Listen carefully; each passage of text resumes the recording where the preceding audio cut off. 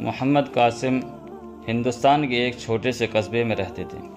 ایک روز دوپہر کو گھر میں آئے اور صحن میں بچھے ہوئے پلنگ پر بیٹھ گئے۔ دوپہر کا کھانا نکالتے ہوئے بیوی نے کہا، اجی بچی کی شادی بیاہ کی بھی کچھ فکر کیجیے۔ بچی تھوڑی دور باورچی خانے کے چبوترے پر بیٹھی دال دھو رہی تھی۔ محمد قاسم نے ایک نظر بچی پر ڈالی۔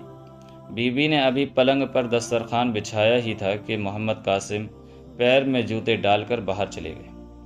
بیوی کہتی رہ گئی کہ کھانا تو کھا لیتے۔ بیٹھک میں آ کر محمد قاسم نے کسی سے کہا، ذرا مولوی عبداللہ کو بلا لاؤ۔ عبداللہ ان کے بھانجے تھے اور ابھی مدرسہ میں پڑھ رہے تھے۔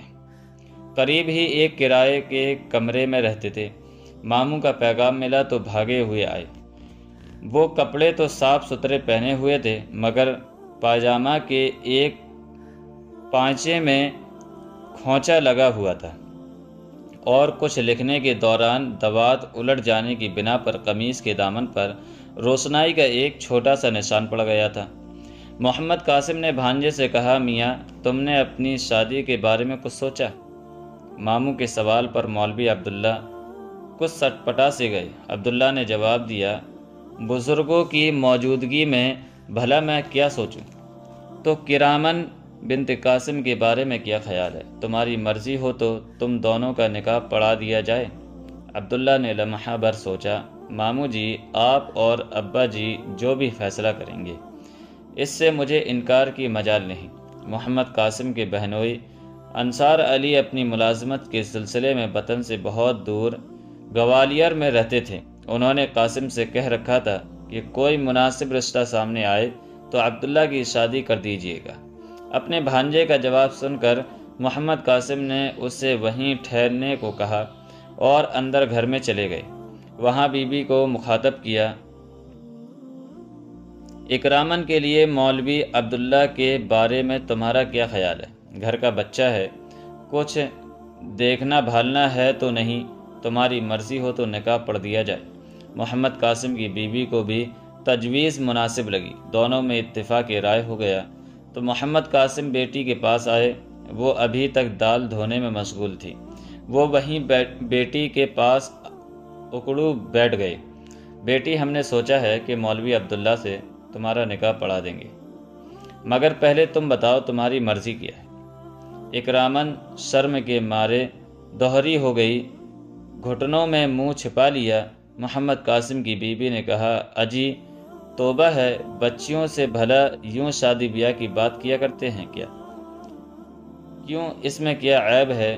شرع کاملہ ہے، بچی کی رائے پوچھنی لازم ہے۔ شرع کے معاملے میں کیا شرم؟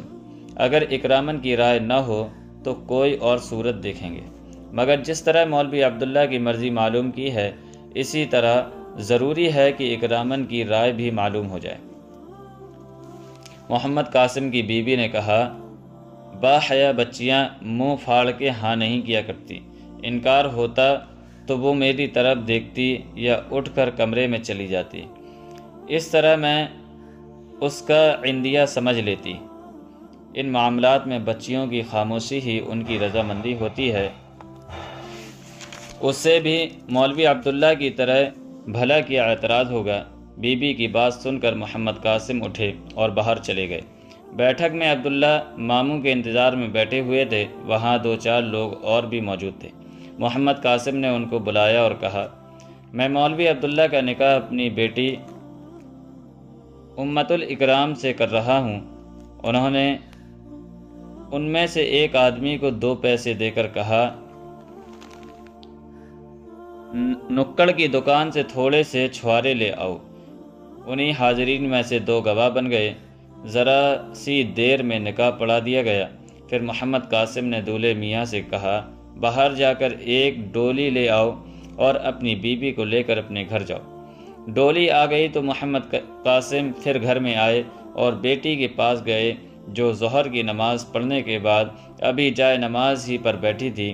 بیٹی، اللہ کا شکر ہے میں تمہارے فرض سے سبق دوش ہو گیا۔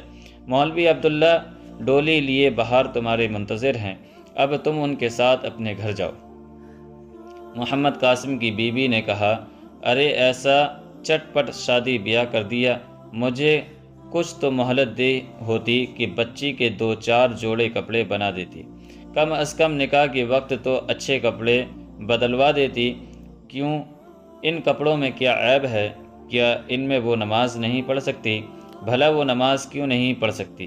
ابھی تو اس نے ظہر کی نماز پڑھی ہے انہی کپڑوں میں، تو بس نماز کے کپڑوں سے اچھا جوڑا اور کون سا ہوگا؟ رہی بات بچی کو کچھ دینے دلانے کی، تو کوئی ضروری ہے کہ آج ہی دے دو؟ تمہاری بیٹی ہے اور مولوی عبداللہ بھی تمہارا ہی بیٹا ہے، ان کے لیے کیا تکلف کرنا؟ ہاں، گھر کی ضرورت کا سامان جب چاہو بھجوا دینا۔ اسی آسنا میں ماں نے اکرامن کو برقع اڑایا، دعا دی، باپ نے سر پر ہاتھ رکھا اور لے جا کر ڈولی میں بٹھا آئی۔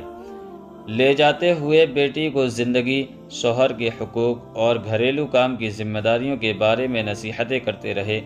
ادھر ڈولی روانہ ہوئی، ادھر ماں نے نائی کے ہاتھ بیٹی کے روز کے کپڑوں کی پوٹلی اور کھانا پکانے اور کھانے کے چند برتن بھیج دیے۔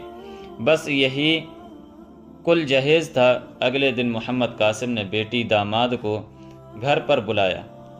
گھر میں جو سالن روٹی پکا ہوا تھا باہر لے کر آئے، اور جو لوگ بیٹھک میں موجود تھے ان سے کہا، بھائی یہ مولوی عبداللہ کا ولیمہ ہے، ان کے ابا تو گوالیر میں ہیں، وہ تو گرمی کے موسم ہی میں آئیں گے، مدرسہ کی چھٹی ہوگی تو مولوی عبداللہ بیوی کو لے کر اپنی ماں سے مل آئیں گے۔ مولوی عبداللہ کی والدہ محمد قاسم کی خالہ زاد بہن تھیں اور قریب کے دوسرے قصبے میں رہتی تھیں۔ یہ واقعہ ہے دیوبند کا۔ محمد قاسم بعد میں مولانا محمد قاسم نانوتوی رحمۃ اللہ علیہ کے نام سے مشہور ہوئے۔ دارالعلوم دیوبند کے بانی ان کے بھانجے مولوی عبداللہ اسی دارالعلوم دیوبند میں پڑھتے تھے۔ یہاں سے فارغ ہو کر وہ علی گڑھ کے ناظم دینیات بنے۔